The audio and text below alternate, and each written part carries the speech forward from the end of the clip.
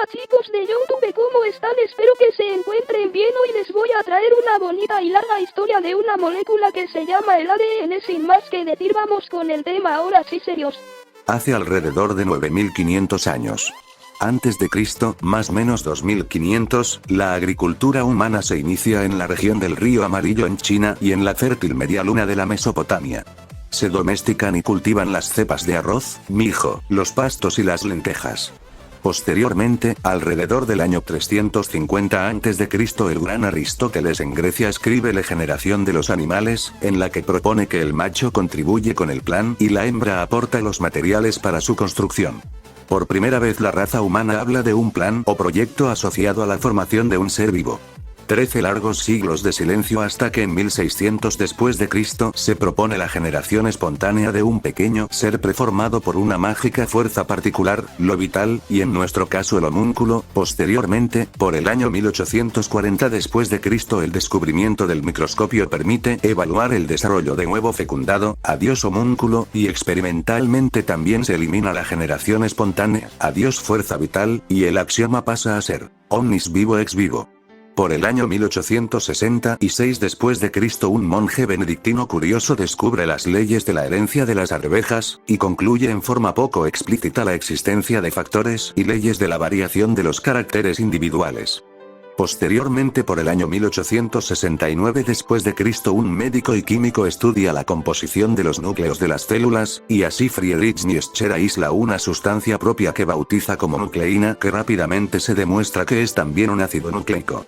Después, en 1895 después de Cristo, Darwin publica Su origen de las especies, con el análisis de la progresión por adaptación de los seres vivos sin mención alguna del fenómeno de la herencia. Posteriormente, a principios del siglo XX, tres botánicos en forma independiente, de Vries, Correns y Tachermak, redescubren las leyes del monje Mendel y demuestran su validez para muchos caracteres de plantas y animales.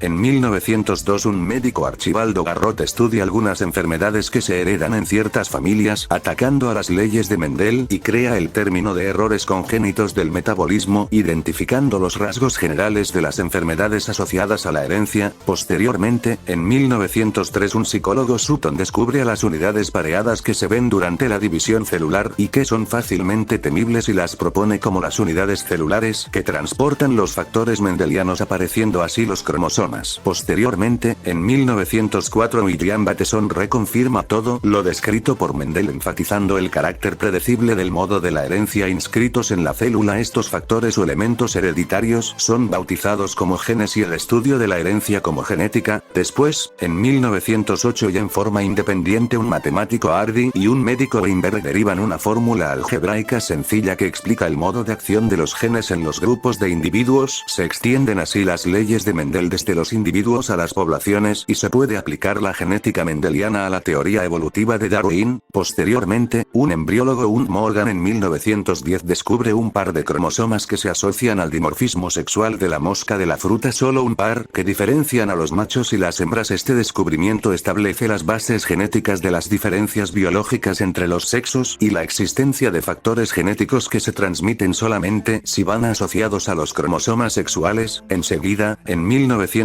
Morgan y uno de sus estudiantes, Turban, crean el primer mapa genético en los genes sexuales de la mosca de la fruta. Alrededor de 1927 se demuestra que la irradiación con rayos X induce cambios genéticos permanentes que respetan las leyes mendelianas. Aparecen las hilas por las mutaciones y es posible manipular en forma experimental la estructura genética de una especie. Después, en 1928 un médico y microbiólogo, Griffith, demuestra que es posible transferir de una cepa microbiana a otra un misterioso factor asociado a la capacidad de generar una letal neumonía del ratón de laboratorio. Posteriormente, en 1929 un bioquímico curioso, Devon, analiza el ácido nucleico de Mr. y en él describe una molécula de ribosa, una molécula de ácido ortofosfórico y 4 bases nitrogenadas heterocíclicas, las que llamara bases del ácido nucleico.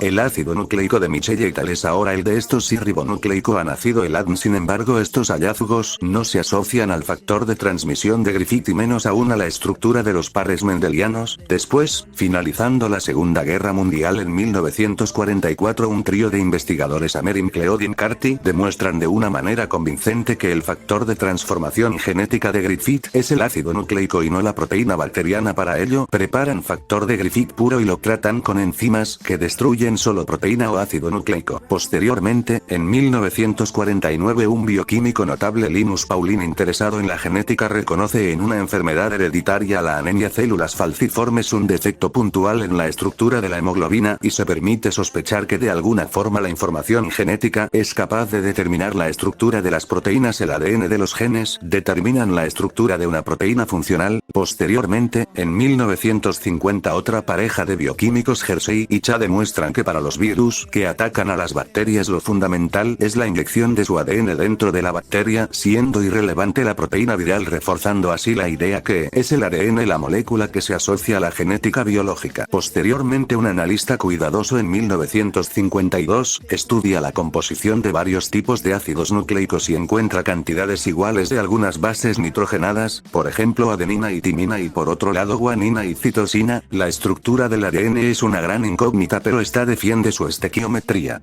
Posteriormente, en el mismo año 1952, en Inglaterra, un físico dedicado a la cristalografía y su discípula Wilkins y Franklin revelan que la estructura espacial de algunos cristales de ADN húmedos es repetitiva, reiterándose una estructura en el espacio.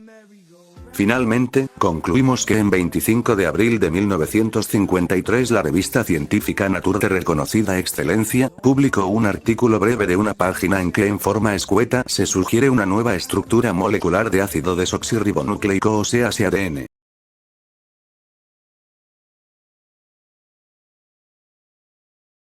Muchas gracias por ver este video y por su atención. Me encantó hacer este video y también conocí un poco más de la historia del ADN. Síganme los que no me siguen y dejen su like para que el profe me saque 10. Adiós. Sigan viendo.